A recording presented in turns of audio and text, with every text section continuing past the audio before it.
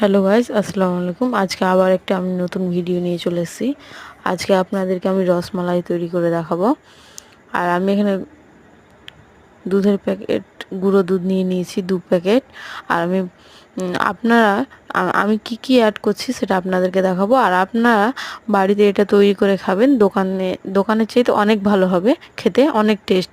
আপনারা খেতে পারেন, কতটা টেস্ট হবে সেটা আমাকে কমেন্ট করে বলবেন। এখানে আমি দুধগুলো ঢেলে নিয়েছি, গুঁড়োর দুধগুলো। আর আমি এখানে কি কি উপকরণ দিয়ে করছি সেটা আপনাদেরকে শেয়ার করব, আপনাদেরকে দেখাবো।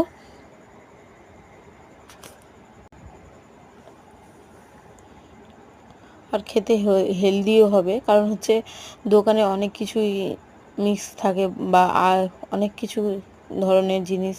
এখানে আমি বেকিং পাউডার নিয়েছি পরিমাণ মতো। আপনারা চাইলে দিতে পারেন, আর না চাইলে না দিতে পারেন। আপনাদের কাছে যদি থাকে তাহলে দিতে পারেন, আর আপনাদের কাছে না থাকলে আপনারা দিতে পারবেন, দিবেন না। কারণ আমার কাছে ছিল তাই আমি অ্যাড করেছি। আর আমি এখানে ডিম ফেটিয়ে নিব।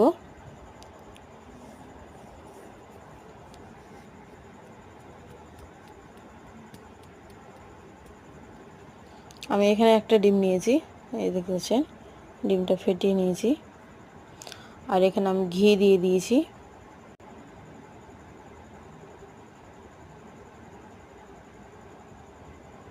এক চামচের মতন ঘি দিয়ে দিই।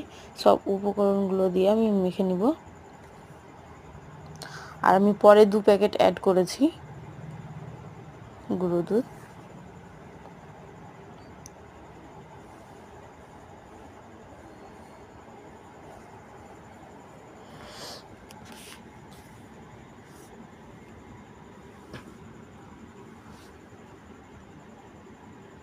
এখানে আমি 20 মিনিট রেস্টে রেখে দিয়েছিলাম। দিয়ে আমি 2 রকমের বানিয়ে নিয়েছি। আপনারা চাইলে যে কোনো শেপ নিয়ে নিতে পারেন। আমি এখানে 2 রকম আপনাদেরকে দেখালাম। এবার আমি দুধটাকে ফুটাবো। বলক আসলে আমি ওই মিষ্টি রসমালাইগুলো ছেড়ে দেবো, দেখতে পাচ্ছেন। এবার আমি নেড়ে দেবো। এখানে কোনো রকম চিনি দিতে হবে না, এমনিতেই মিষ্টি হয়ে যাবে। দেখতে পাচ্ছেন ফুলে আসছে, এই যে দেখতে পাচ্ছেন কত বড় বড় ফুলে উঠেছে। এবার আপনাদেরকে সার্ভ করে দেখাবো আমি।